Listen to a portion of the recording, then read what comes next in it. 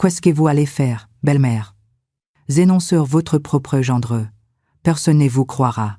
C'est ce qui m'a dit ces jours-là, dans ma propre cousine, avec ses souris arrogants qui m'a glacé les seins. C'est ce qui m'a dit Massimé, les maris de ma fille Élisée. Mais il ne savait pas ça où il parlait. Il ne savait pas que j'avais déjà envoyé quelque chose à un laboratoire. Quelque chose qu'il n'imaginait même pas. Je dois vous raconter depuis les débuts. Parce que cette histoire, elle a commencé doucement, comme un poison qui s'infiltre lentement dans les veines. Je m'appelle Geneviève Moreau. J'ai 63 ans. J'ai été médecine généraliste pendant 35 ans à Lyon, avant de prendre ma retraite il y a 2 ans. Quand on a passé autant d'années à observer les gens, à isoler les symptômes, à lire entre les lignes des mots qu'ils ne disent pas, on développe une sorte d'instinct, un sixième sens. Et cet instinct, il ne m'avait jamais trompé. Ma fille Élisée, à 34 ans, elle est architecte, brillante, créative, pleine de vie. Enfin, elle l'était. Parce qu'il y a 6 mois, quand elle épousait Massimé, quelque chose a commencé à changer. Au début, je n'ai rien vu. Ou plutôt, j'ai voulu ne rien voir. Maxime semblait parfait, 31 ans, beau garçon, responsable marketing dans une grande entreprise de cosmétiques à Lyon. Poli, attentionné. Il avait demandé ma bénédiction avant de proposer le mariage. Tout était parfait. Trop parfait, peut être. Les premières signées, c'était 3 mois après les mariages. Élisée est venue déjeuner chez moi un dimanche. Elle avait l'air fatiguée. Pas juste fatiguée du travail, non, épuisée. Elle avait des cernets profonds sous les yeux. Elle était pelée, et elle touchait, à peine à son gratin dauphinois, son plat préféré depuis l'enfance. Ça va, ma chérie. Je lui ai demandé. Elle a souri faiblement. Oui, maman. Juste un peu de stress au travail. On a un gros projet, un immeuble résidentiel dans les 7e arrondissement. C'est prenant.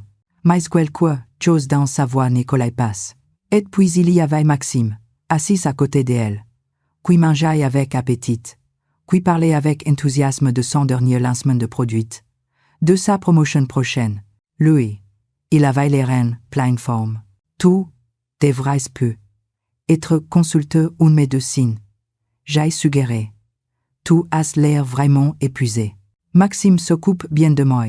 Elle a répondu rapidement. Trop rapidement. Il me préparait des repas équilibrés. Il veillait à ce que je prenne mes vitamines. Maxime a souri, posant sa main sur celle d'Élisée. Je fais de mon mieux pour prendre soin de ma femme, belle maman. Elle travaillait tellement dur. Ces gestes, cette réponse, aura dû me rassurer, mais ils ont fait l'effet inverse.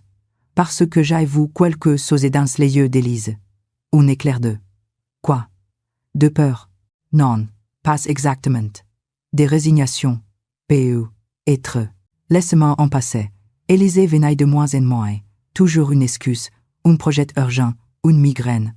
Quand elle venait, qu'était souvent avec Maxime, et elle semblait de plus en plus pelée, de plus en plus fable. Elle avait perdu du poids. Ses vêtements flottaient sur son corps autrefois plein de vie. Un jour, je l'ai appelée. Elle a décroché à la 3e sonnerie, la voix endormie. Il était 14 heures. Élisée, tout va bien? Oui, maman. Je me reposais un peu. Je ne me sens pas très bien ces derniers temps. Quels symptômes? Elle a hésité.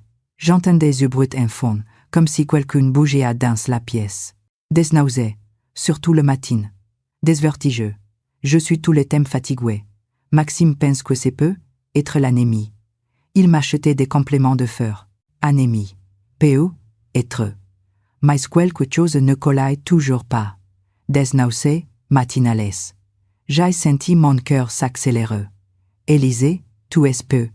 Être enceinte. Non. Sa réponse était catégorique, presque trop rapide. J'ai fait un test. Négatif. Il faudra te faire une prise 2 sans complet. Je peux t'avoir un rendez-vous chez le docteur Lemoine, mon ancien collègue. Ce n'est pas nécessaire, maman. Maxime s'occupe de tout. Il suit mes symptômes de près. Maxime s'occupe de tout. Cette phrase a commencé à résonner dans ma tête comme une alarme. Pourquoi un responsable marketing surveillait les symptômes de sa femme comme un médecin? Pourquoi Élisée, une femme brillante et indépendante, semblait-elle avoir abandonné tout contrôle sur sa propre santé? J'ai commencé à observer. En tant que médecin, c'est ce que je sais faire. Observer, noter, analyseur. J'ai créé un petit carnet où je notais quoi, fois, que, j'ai. Voyez. Élisée, son état, ses symptômes, ses paroles, et un pattern a commencé à émerger. Les symptômes empiraient. Après les week-ends, chez eux, ils s'amélioraient. Légèrement quand elle venait passer quelques jours. Chez moi, c'est qui arrivait de plus en plus rarement. Maxime trouvait toujours une raison pour qu'elle rentre, pour qu'elle ne reste pas sur Blanc-Thames. Elle a besoin de son propre lit. Elle doit préparer ses dossiers. Nous avons des rendez-vous. Et puis, il y a eu cet incident. Il y a 3 semaines. Élisée était venue pour l'été. Sans Maxime pour une fois. Il était en déplacement professionnel à Paris. Elle est arrivée vers 15 heures. Et elle avait vraiment mauvaise mine. Tremblant, les lèvres pâles. Elle pouvait à peine s'atasser. Ma chérie, ça ne va vraiment pas. Je t'emmène aux urgences. Non, elle prescrirait.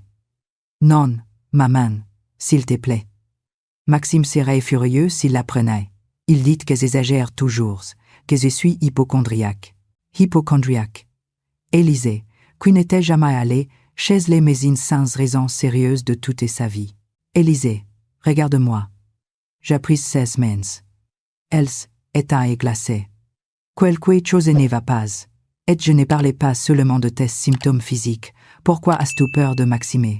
Ses yeux se sont remplis de larmes. Je n'ai pas peur, maman. C'est juste. Il s'occupe tellement bien de moi. Il prépare tous mes repas. Il me donne mes vitamines. Je ne voudrais pas qu'il pense que je n'apprécie pas ses efforts. Il prépare tous ses repas. Il lui donne ses vitamines. Ces phrases ont fait tilt dans mon esprit. J'ai senti quelque chose de froid m'envahir. Un soupçon terrible, impensable. Mais j'étais médecin. J'avais vu des cas, pas beaucoup, mais assez pour savoir que ça existait. Élisée, depuis combien de temps tu as ces symptômes? Je ne sais pas. 4 mois. Peut-être. Ça a commencé progressivement. 4 mois. Juste après le mariage. Mon cœur battait fort dans ma poitrine. Et Maxime, il mangeait la même chose que toi. Elle semble surprise pour la question. Oui, bien sûr. Enfin, il dit qu'il doit faire attention à sa ligne pour le travail. Alors il mange moins les soirs. Et il mange souvent au restaurant d'entreprise les midis. Pourquoi? Pourquoi? Parce que tous mes instincts de médecin hurlaient que quelque chose n'allait pas. Que les symptômes Élisée, progressifs, persistants, empirants, avec les thèmes correspondant à quelque chose de très spécifique. Quelque chose que je ne voulais pas envisager. Ce soir-là, quand Élisée est partie, j'ai cherché. J'ai ouvert mes vieux manuels de toxicologie, j'ai consulté des bases de données médicales en ligne, et j'ai trouvé les symptômes correspondants. Fatigue chronique, nausées, vertiges, pâleur, perte de poids, faiblesse musculaire. Tout correspondait à une intoxication chronique. Mais par quoi? Il y avait plusieurs possibilités. Métaux lourds, arsenic, thallium, certains médicaments à forte dose. Mais comment en être sûr? Comment accuse son propre gendre à une chose aussi monstrueuse sans preuve? J'ai appelé un ancien collègue, le docteur Pierre Dubois, qui travaille maintenant en médecine légale à l'Institut médico-légal de Lyon. Nous avons pris un café. Pierre, j'ai besoin de telle lumière, hypothétiquement. Si quelqu'un voulait empoisonner quelqu'un d'autre de façon progressive, quelles substances utiliserait-il? Il m'a regardé avec attention. Geneviève, ce n'est pas une question hypothétique, n'est-ce pas? Je lui ai raconté. Tout. Les symptômes Élise, mes soupçons, mes peurs.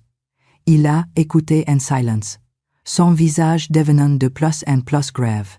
Si tes soupçons sont fondés, et j'espère qu'ils ne le sont pas, il te faut des preuves. Une analyse toxicologique. Les problèmes, c'est qu'il faut un échantillon. Quel genre d'échantillon? Le mieux serait du sang, de l'urine. Mais si tu n'as pas accès à ça, il a réfléchi. Les cheveux. Une analyse de cheveux peut révéler une exposition chronique à des toxiques. Les substances s'accumulent dans les cheveux au fil du temps. Les cheveux. C'était faisable. Le lendemain, j'ai invité Élisée pour un déjeuner. Elle est venue, parler comme une linge. Pendant qu'elle était aux toilettes, j'ai pris quelques cheveux sur sa brosse, que j'avais laissé intentionnellement dans la salle de bain. Mon cœur battait si fort que j'avais peur que les n'entendent. J'ai envoyé les échantillons au laboratoire de Pierre avec une demande de analyse toxicologique complète. Recherche tous les métaux lourds, les toxiques courants, tout ce qui pourrait expliquer les symptômes. Je lui ai dit, l'attente était insupportable. 3 jours pendant lesquels j'ai à peine dormi, imaginant le pire, espérant me tromper. Peut être que c'était juste une maladie auto-immune. Peut être que j'étais une vieille femme paranoïaque qui voyait le mal partout. Et puis Pierre m'a appelé. Sa voix était tendue. Geneviève, il faut que tu viennes au laboratoire. Maintenant. Y suis allé. Il m'a fait asseoir dans son bureau, a fermé la porte. Il a posé un rapport devant moi. Les résultats sont formels. Élisée est victime de intoxication chronique au thallium. Les niveaux dans ses cheveux sont alarmants. C'est un empoisonnement lent, progressif. Le thallium. Mon sang s'est glacé. Le thallium est un métal hautement toxique, autrefois utilisé comme raticide avant d'être interdit dans la plupart des pays. Inodore, insipide, il peut être facilement mélangé à la nourriture. Et il tue lentement, progressivement, imitant diverses maladies. Pierre, combien de temps? Si ça continue, il a secoué la tête. Quelques mois, puis, être, les organes sont en train de se détériorer. Les cœurs, les reins, les foies, Geneviève, ta fille est en danger de mort. J'ai senti le monde vaciller autour de moi. Ma fille, ma petite fille, quelqu'un l'empoisonnait. Et je savais qui. Il faut aller à la police. Pierre a dit. Avec quoi? Des cheveux que j'ai prélevés sans son consentement? Maxime dira que c'est une contamination environnementale, qu'elle était exposée sur un chantier. Il est intelligent, Pierre. Il a tout calculé. Alors que vas-tu faire? Bonne question. Que j'allais faire? J'ai réfléchi toute la nuit. J'avais besoin de plus de preuves. J'avais besoin d'une confession ou d'une preuve irréfutable que Maxime était responsable. J'ai élaboré un plan. Dangereux, peut être faux, mais c'était tout ce que j'avais. J'ai appelé Élisée. Ma chérie, j'aimerais que tu viennes passer quelques jours chez moi. S'il te plaît, j'ai besoin de compagnie. Elle a hésité. Je ne sais pas, maman. Maxime, juste 3 jours. Dis-lui que ta vieille mère a besoin d'aide pour réorganiser la cave. Elle a accepté. Je crois qu'une partie de elle avait besoin de s'échapper, même si elle ne l'admettait pas. Elle est arrivée le lendemain, un samedi matin.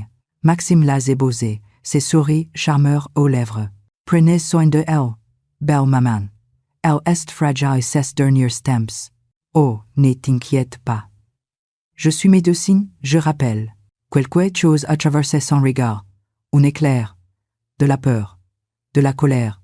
C'était si fugacé que j'ai failli les manquer. J'ai esquillé parté. J'ai mis mon plan en action. J'ai préparé pour Élisée des repas sains, sans aucun supplément, aucune vitamine que je n'avais pas moi-même acheté. J'ai surveillé chaque bouchée qu'elle mangeait, et miracle, c'est le 2e jour. Elle allait s'examiner. Les nausées diminuaient. Elle avait plus d'énergie. Maman, je me sens tellement mieux ici. C'est bizarre. Ce n'était pas bizarre. C'était la preuve. Loin de Maxime. loin de sa nourriture empoisonnée. Son corps commençait à se remettre. Les 3e jours, dimanche après-midi, Maxime est venu la chercher. Il était en avance.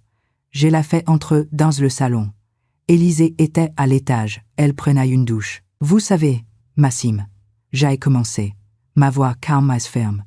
En tant que médecine, j'ai vu beaucoup de choses dans ma carrière. Des maladies rares, des cas inhabituels. Je n'en doutais pas. Il a répondu poliment. Mais ses yeux étaient méfiants. Par exemple, les intoxications chroniques. Elles sont fascinantes, d'un point de vue médical. Les symptômes apparaissent progressivement. Fatigue, nausées, faiblesse. On dirait tellement de maladies différentes. C'est difficile à diagnostiquer. Son visage est resté impassible. Mais j'ai vu sa mâchoire se contracter. Sauf si on sait quoi chercher. Sauf si on fait une analyse toxicologique des cheveux, par exemple. Les silences qui a suivi étaient assourdissantes. Maxime me fixait, et j'ai vu les masques tomber. Plus de sourires charmeurs, juste zu froid, zu calcul. Qu'est-ce que vous insinuez, belle-mère? Je n'insinue rien. Je vous dis que j'ai fait analyser les cheveux d'Élysée, et qu'ils contiennent des niveaux alarmants de thallium. Il a ri. On rirait sans humour. Et vous pensez quoi? Que c'est moi? C'est ridicule. Elle a dû être exposée sur un chantier. Vous savez qu'elle travaillait dans la construction. Les thallium n'est plus utilisé dans la construction en France depuis des décennies. Alors c'est une contamination environnementale.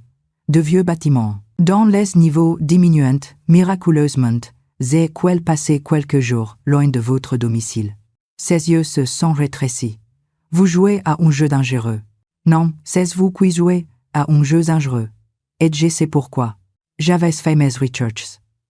J'avais découvert que Maxime avait souscrit une assurance vie pour Élysée. 300 000 €, quelques mois après les mariages. Et qu'il avait des dettes, beaucoup de dettes, des dettes des jeux, découvertes grâce à un ami détective privé que j'avais contacté. Qu'est-ce que vous allez faire? Belle-mère. Il s'est levé, s'approchant de moi. Énoncez votre propre gendre. Personne ne vous croira, c'est votre parole contre la mienne. Et moi, je suis juste un mari amant qui prend soin de sa femme malade. Vous êtes une vieille femme médecine retraitée, probablement jalouse de ne plus être au centre de l'attention de sa fille. Sortez de chez moi. Avec plaisir. Dès que Élysée s'est rapprêtée. Il a souri. Et vous savez quoi? On va arrêter de venir. Élysée n'a plus besoin d'une mère paranoïaque qui voit des complots partout. C'est à ces moments là qu'Élysée est descendue. Elle avait entendu. Toi, son visage était blanc comme une ligne. Maxime, c'est vrai. Bien sûr que non, mon amour. Ta mère a perdu la tête. Mais quelque chose dans ses yeux, dans son ton, a chahi. Élysée a reculé, choqué. Les vitamines que tu me donnais. Des vitamines. Juste des vitamines. J'ai les preuves, Élysée. J'ai dit doucement. Les analyses. Les rapports du laboratoire.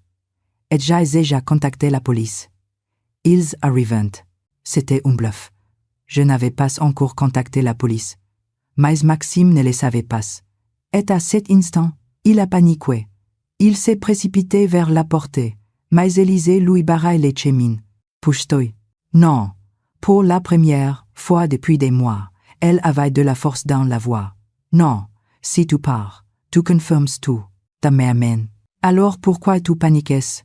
Pourquoi tu veux fuir? Il a essayé de la pousser. Elle est tombée. Et à ce moment-là, quelque moi s'est brisé. Je me suis jeté sur lui, cette vieille femme de 63 ans sur cet homme de 32 ans. Ce n'était pas glorieux, ce n'était pas élégant, mais j'ai aussi allé retenir assez long temps, pour que Lise appelle la police. Les flics arrivaient 15 minutes plus tard. J'ai manché les analyses. J'ai expliqué les symptômes.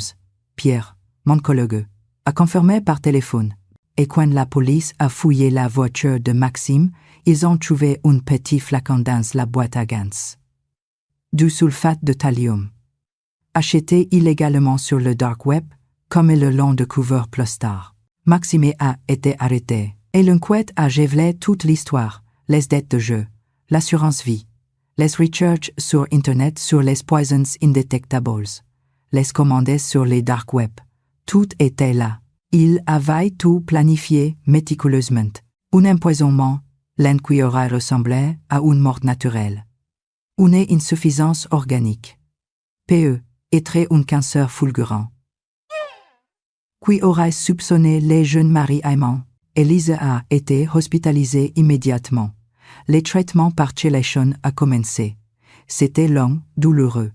Mais elle a survécu.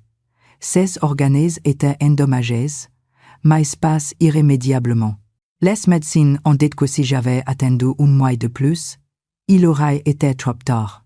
Les procès ont lieu 6 mois plus tard. Maxime a été condamné à 20 ans de prison pour tentative de meurtre avec préméditation. L'assurance vie a été annulée. Ses dettes ont englouti tout ce qu'il possédait. Aujourd'hui, un an plus tard, Elise va mieux. Physiquement, du moins. Mentalement, c'est plus long. Comment fait-on confiance de nouveau, quand la personne qui vous aime, qui vous prometta de vous protéger, essaya en réalité de vous tuer? Elle a repris le travail. Elle a déménagé dans un nouvel appartement, dans le 5e arrondissement. Elle vient déjeuner chez moi chaque dimanche. Elle mange avec appétit maintenant. Ses yeux, entreprise des couleurs. Ses yeux brillent de nouveau. L'autre jour, elle m'a demandé « Maman, comment tu as su? Qu'est-ce qui t'a alerté ?» Je lui ai pris la main. « Un merci, toujours. » Mais ce n'était pas que ça. C'était aussi l'expérience. L'instinct d'une médecine qui a passé des décennies à observeur, à analyseur. Et c'était les refus d'accepter. L'inacceptable. Les refus de laser, ma fille mourit, sans me battre. Parfois, la nuit, je repense à ces moments dans mon salon. À Maxime me demandant « Qu'est-ce que vous allez faire, belle-mère? Zénonce votre propre gendre. Personne ne vous croira. Y quoi ?» Il pensait que j'étais une ville femme impuissante.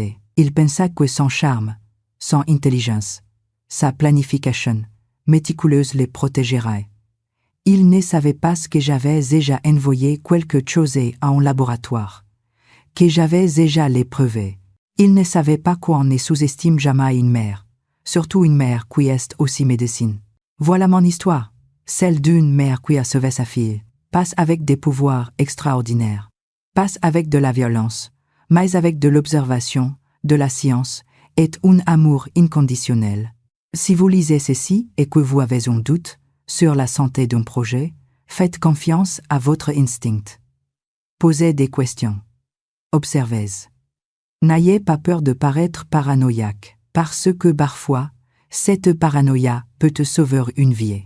Ma fille vivante a aujourd'hui pensé que j'ai écouté cette petite voix qui me disait que quelque chose ne passe. Cette petite voix que Maxime pensait pouvoir faire taire avec son sourire et son arrogance. Il l'avait tort.